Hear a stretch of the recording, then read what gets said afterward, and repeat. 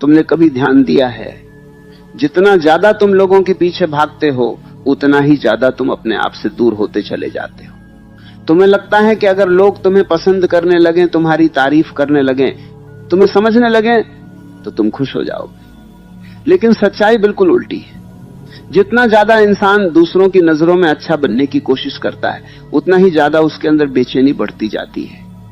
वह मुस्कुराता जरूर है लेकिन वह मुस्कुराहट असली नहीं होती, वह सिर्फ एक नकाब होती है।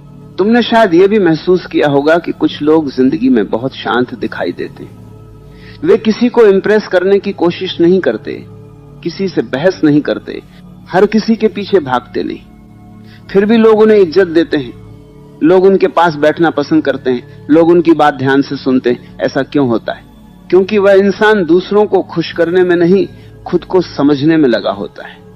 और जब इंसान खुद को समझने लगता है तब उसके अंदर एक अजीब सी ताकत पैदा हो जाती है, ऐसी ताकत जिसे शब्दों में समझाना मुश्किल है लेकिन महसूस करना बहुत आसान है। तुम आज तक ये सोचते रहे कि अगर लोग तुम्हें छोड़ देंगे तो तुम अकेले हो जाओगे, लेकिन सच तो यह है कि तुम आज भी अकेले ही हो, बस तुम्हें इसका एहसास नहीं। भीड़ में रहकर भी इंसान अकेला हो सकता है और अकेले रहकर भी वो बहुत गहरा और खुश हो सकता है। फर्क सिर्फ इतना है कि वो अपने अंदर जी रहा है या बाहर की दुनिया में भटक रहा है।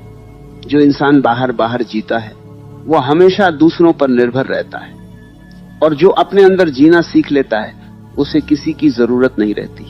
सोचकर देखो, तुम कितनी बार सिर्फ इसलिए दुखी हुए क्योंकि किसी ने तुम्हें नजरअंदाज कर दिया। कितनी बार तुम्हारा मूड सिर्फ इसलिए खराब हुआ क्योंकि किसी ने तुम्हारी बात को महत्व नहीं दिया। कितनी बार तुमने अपने आप को ही कम समझ लिया सिर्फ इसलिए क्योंकि किसी ने तुम्हें वैसी इज्जत नहीं दी जैसी तुम चाहते थे। इसका मतलब क्या है?